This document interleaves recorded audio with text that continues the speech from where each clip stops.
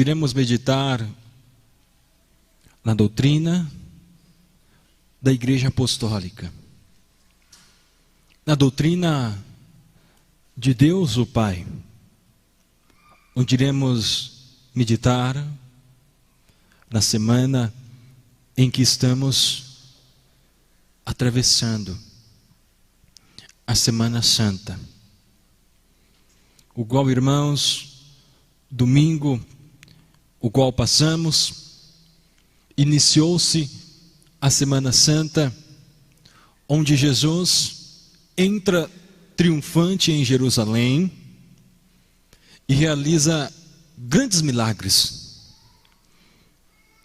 grandes prodígios,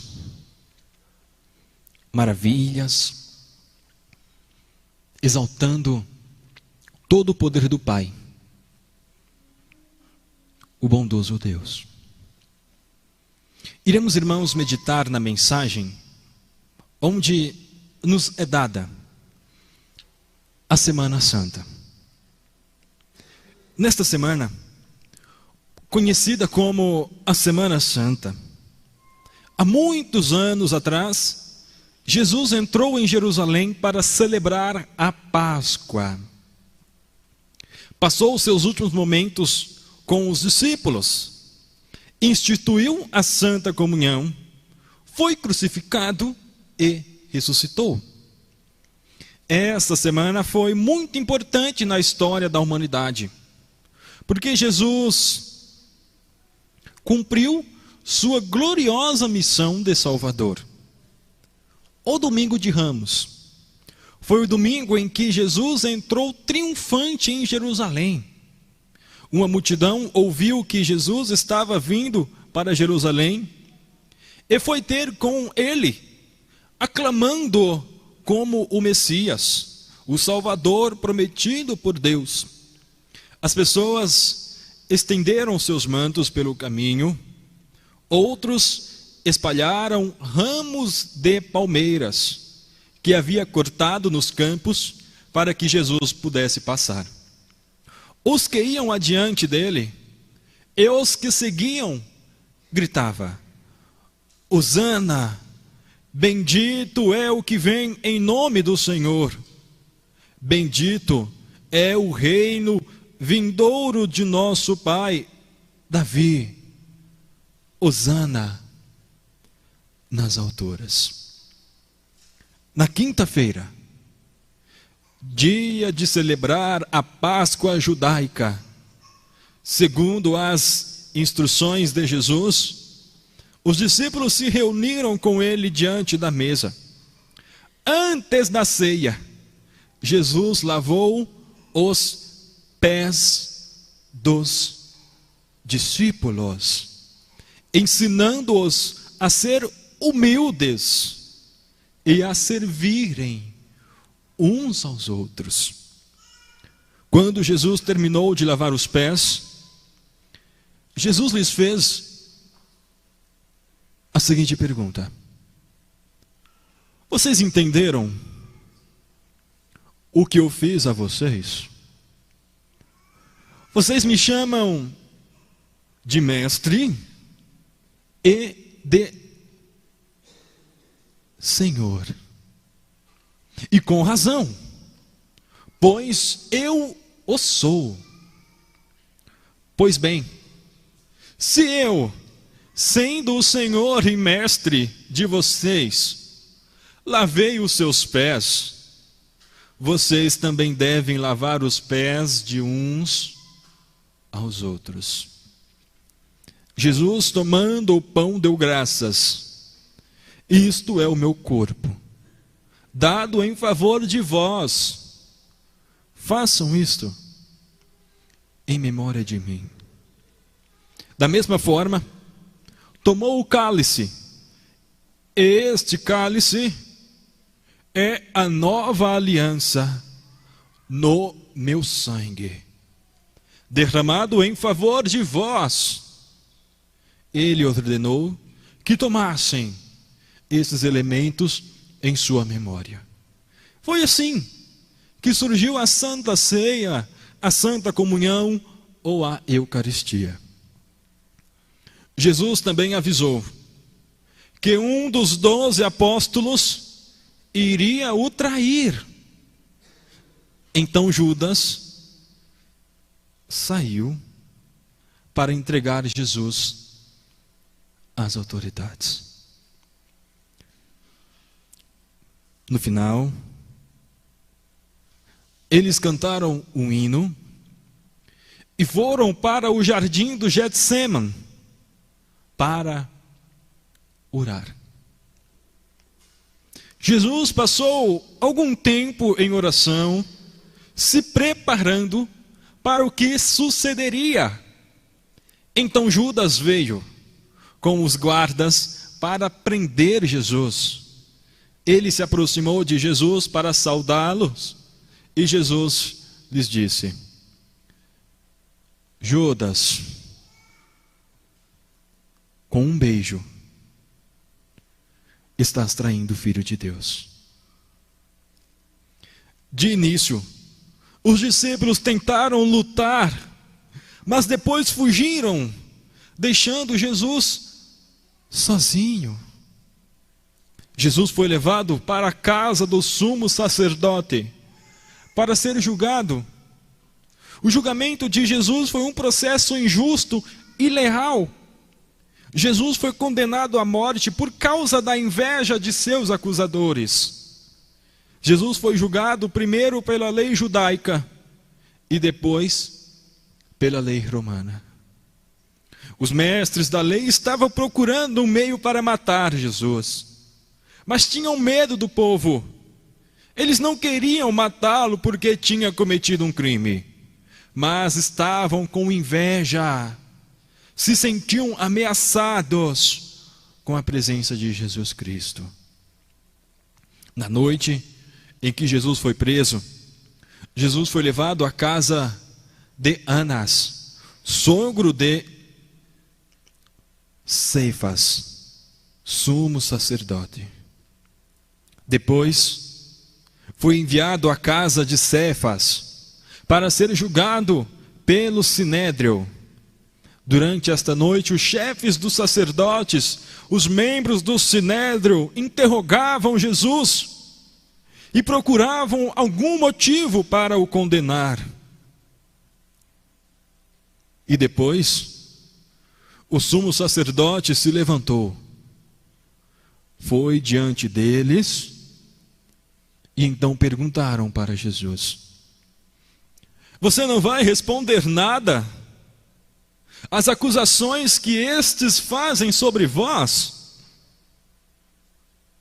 Mas Jesus permaneceu em silêncio. Então, o sumo sacerdote lhes disse: Exijo que você jure pelo Deus vivo. Se você é o Cristo, o Filho de Deus, então diga-nos. Responde Jesus: Tu mesmo o dissestes. Mas eu digo a todos vós: chegará o dia em que vereis o Filho de Deus assentado à direita do Poderoso e vindo sobre as nuvens dos céus. E o sumo sacerdote rasgou as suas vestes e então disse: Blasfemou, porque precisamos de mais testemunhas. Vocês acabaram de ouvir a blasfêmia. E então eles maltrataram Jesus e então, em seguida, condenaram à morte. Na sexta-feira, bem cedo, os líderes religiosos levaram Jesus a Pilatos, o governador romano. Apenas Pilatos podia ordenar Jesus à morte.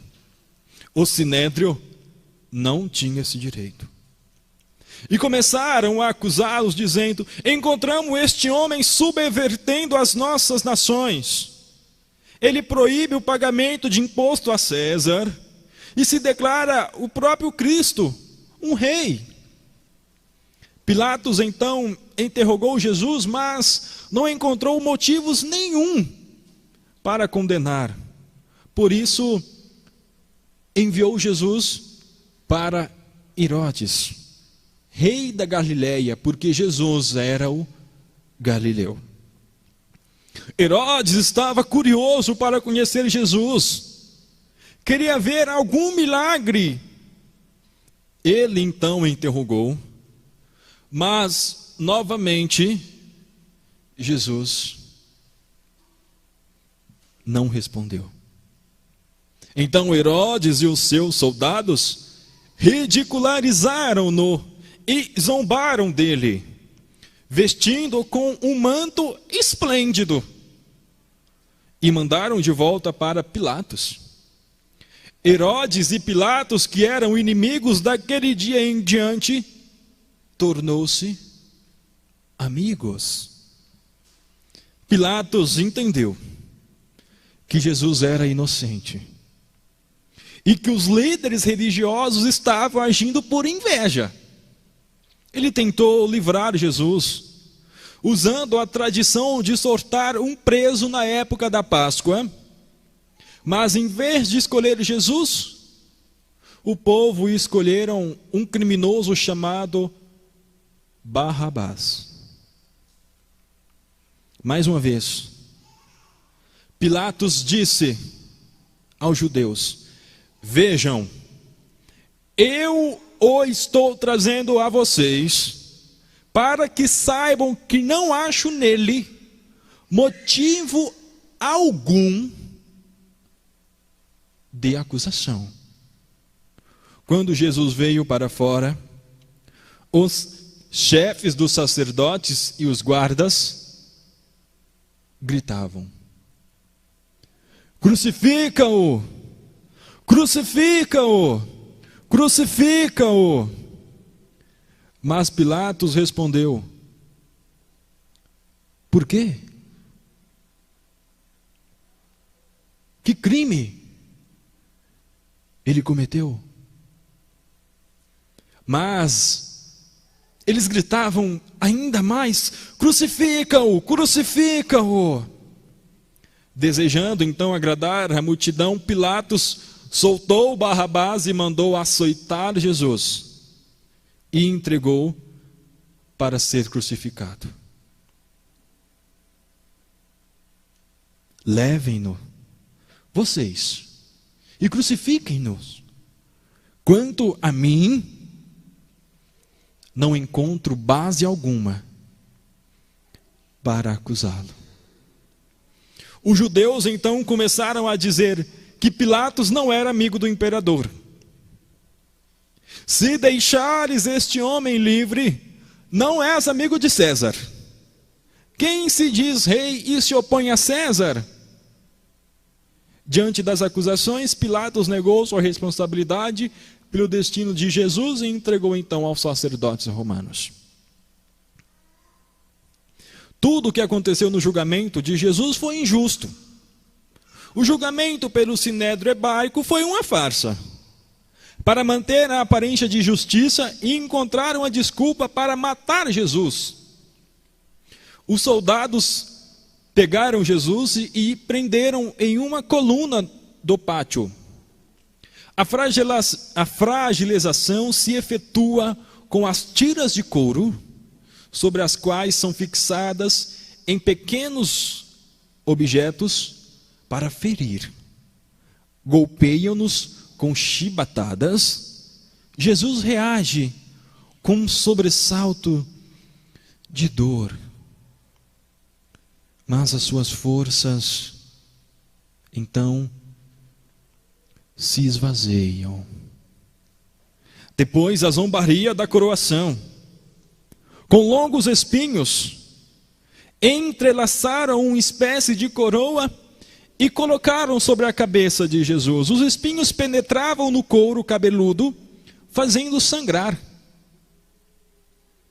Jesus caminha com os pés descalços pelas ruas de terrenos irregulares, cheios de pedregulho, Os soldados puxam as cordas. Jesus, fatigado, arrasta um pé após o outro e frequentemente cai sobre os seus joelhos. Sobre o Calvário teve início a crucificação. Jesus é deitado de costas, depositam-no sobre o braço horizontal da cruz. Os agazores pegam um prego, apoiando sobre a mão de Jesus, com um golpe certeiro de martelo, plantaram e rebatem sobre a madeira. Depois pregaram-lhes os pés de Jesus e após levantaram aquela horrenda cruz, deixando-o pendurado, que lhes causará grande sofrimento, dor. Era aproximadamente meio-dia, e todo o céu, acerca das 3 da tarde, se escureceu quando Jesus morreu. A morte de Jesus naquela cruz foi cruel, dolorosa. A crucificação era a pior forma de morrer que existia em seu tempo, por ser lenta, dolorosa, humilhante. Mas mesmo sofrendo de forma terrível, Jesus manteve-se fiel até o fim e não negou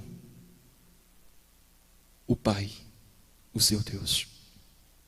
Naquela cruz, Jesus exclama: tenho sede, pois não bebia desde a tarde anterior.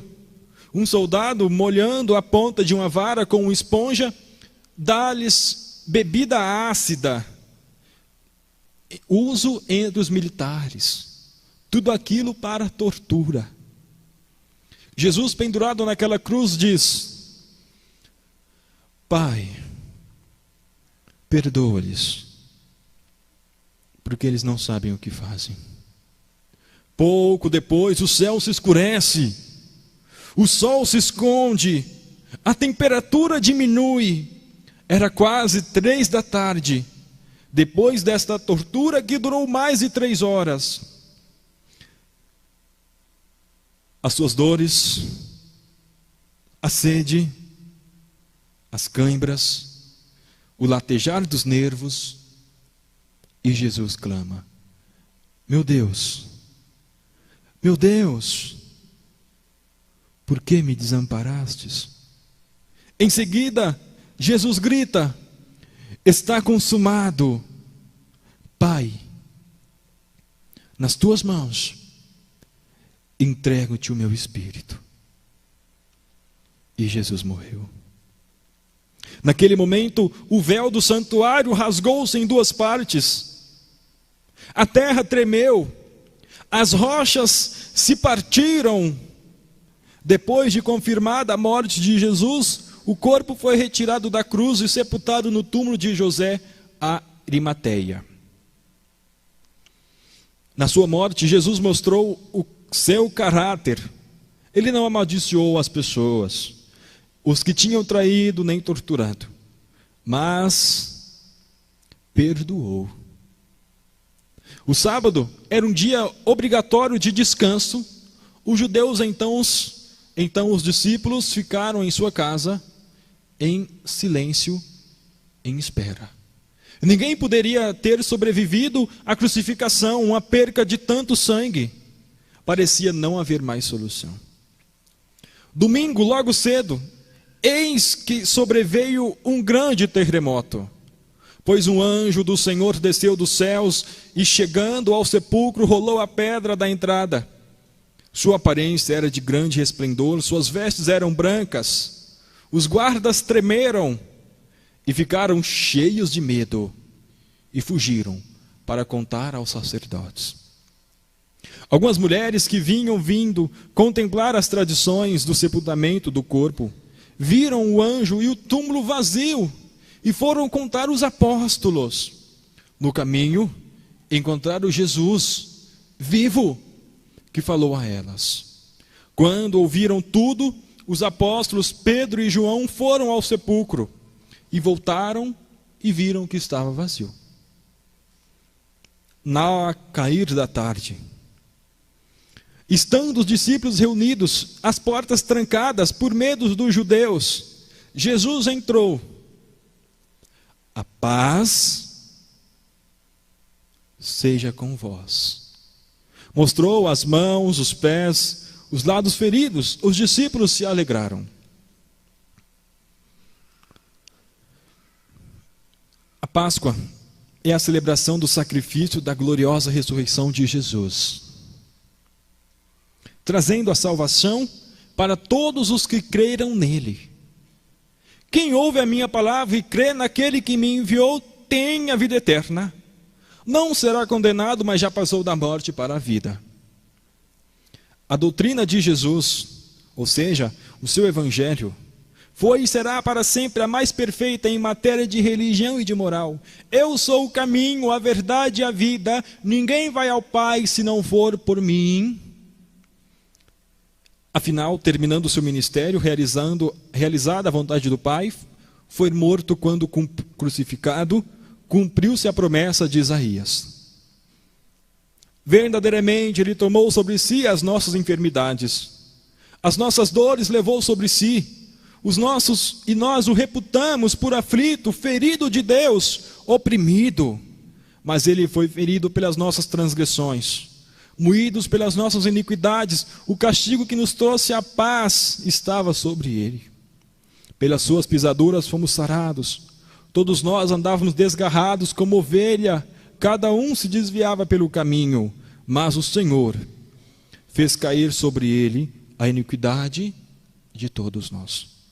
Todos aqueles que pela fé crerem nas suas palavras, na sua ressurreição, sendo humildes e contritos de coração, alcançarão a sua graça. Isto é, pela fé, prática de sua doutrina, que é o evangelho do reino dos céus, receberão os benefícios advindos de sua crucificação e ressuscitação. E serão cobertos de graça do Espírito Santo, do Consolador, do santo profeta irmão Aldo, de Jesus, que cuida e ampara este rebanho apostólico. Ó apostólico, vamos nos lembrar do sacrifício de Jesus nosso Senhor, do seu Natal, a sua crucificação. Quanto vale, irmãos e irmãs, visitantes, internautas? Quanto vale para o Senhor, para a Senhora, todo este momento vivido nosso Mestre? Aqueles pregos que penetraram sob suas mãos, aqueles pregos que penetraram sob os seus pés, aquela bebida ácida que foi dado para Jesus a saciar a sua sede, aquelas chicotadas, aquela coroa de espinho. Quanto vale para os senhores? Reflitam na sua vida, reflitam no seu proceder, na sua caminhada. Façam um exame de consciência. Oportunidade para fazermos um exame em nosso espírito, em nosso coração. E pensar: como está a minha vida? Ou será que eu estou sendo outro Judas Iscariotes? Estou traindo o meu Jesus? Estou traindo o Cristo que me deu a salvação?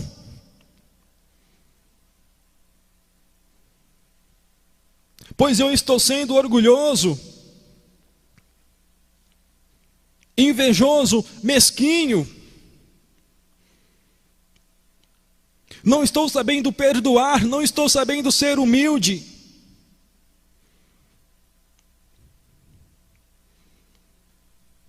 Estou desobedecendo o seu evangelho, a sua doutrina.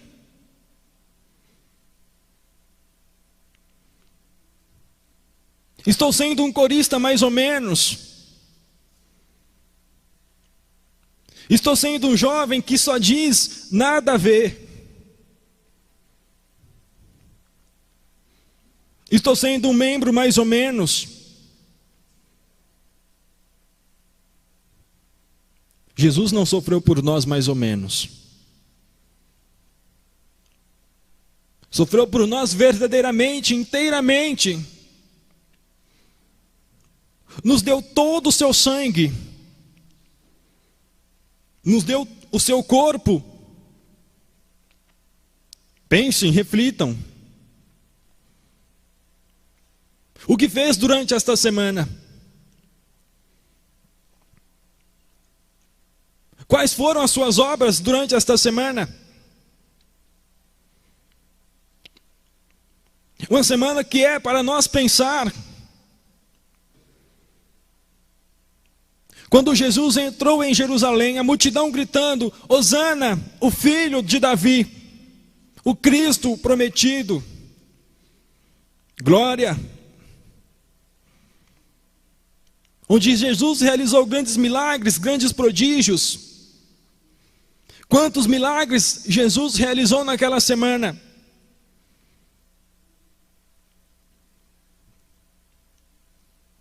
Quantos milagres? E o que o Senhor fez nesta semana?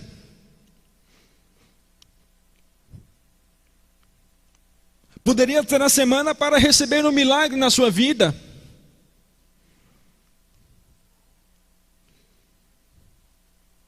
Será que não era a semana de Jesus te abençoar também? Assim como abençoou a muitos há milhões de anos atrás? Mas será que os senhores deixaram?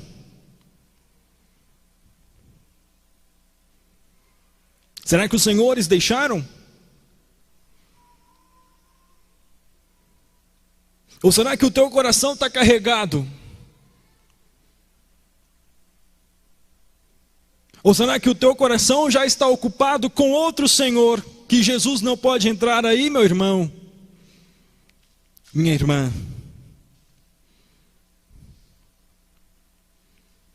Será que aí não está carregado com alguma coisa que Jesus não pôde entrar aí dentro?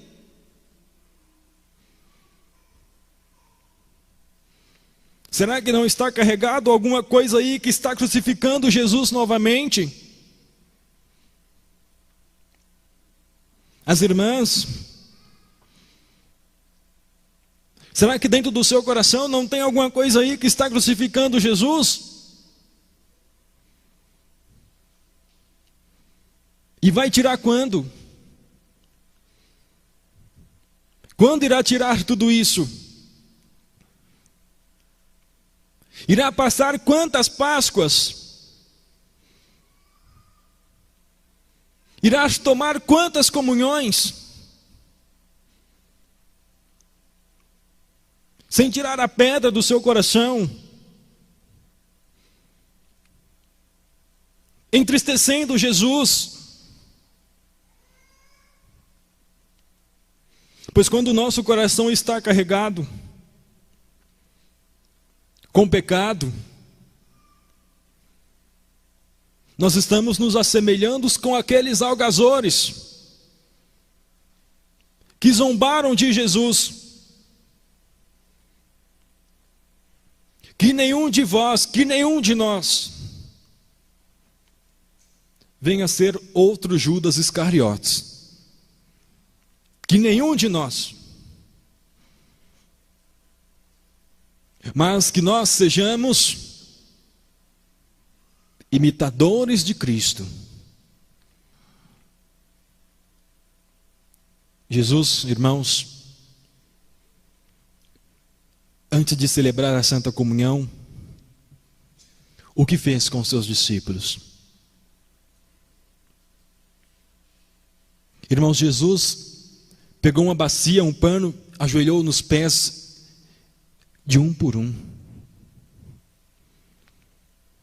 Lavou os pés de todos os seus discípulos. Sabe até de quem Jesus lavou, irmãos?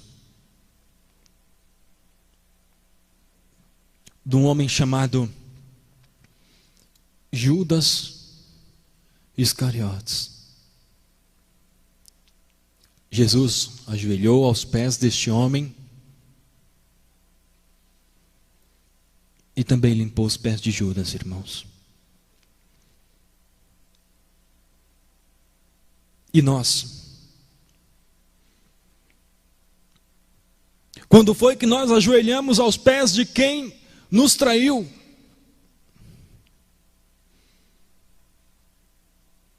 Quando foi que nós perdoamos a quem que nos traiu?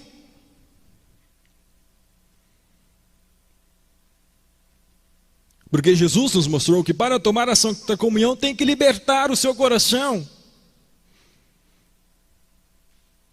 Tem que perdoar. E quando Jesus lavou os pés dos seus discípulos, inclusive de Judas, ele nos mostrou que precisamos dar o melhor de nós para todos. Abraçar quem nos negou. Amar quem nos odeia. Ajudar quem nos negou. Perdoar quem nos ofendeu. Para que, irmãos, nessa Páscoa tenhamos uma Páscoa perfeita. Porque, irmãos, Judas Iscariotes celebrou a Santa Comunhão com Cristo. Mas será que ele se alimentou? São Pedro, São João tomaram a Santa Comunhão com Cristo. E podemos afirmar, foram alimentados. Porque tinha um coração puro. Porque tinha um coração santo. Que todos nós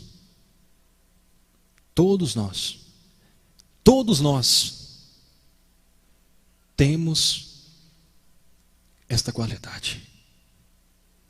Que conseguimos ter este coração. Todos nós conseguimos. Basta querer. Basta querer. Jesus realizou muitos milagres. Ele está aqui, meu irmão, minha irmã. Jesus está aqui. Jesus curou leprosos, coxos, deu visão a cegos, audição a surdos, movimento a paralíticos. O que está esperando? O que está esperando, meu irmão? O que está esperando, minha irmã? O que está esperando? Não precisam ter medo, não. Orem com fervor. Orem, clamem. Peçam sabedoria. Peçam humildade. Peçam abnegação. Peçam paciência. Peçam mansidão. E podem ter certeza, todas as outras coisas serão vos dadas. Podem ter certeza, irmãos. Porque nas histórias sagradas nos mostra que todos que seguiram Jesus eram felizes. Não tinham razão ou motivo para ser triste, não. Não tinha um motivo para se desmorecer, para desanimar, não tinha.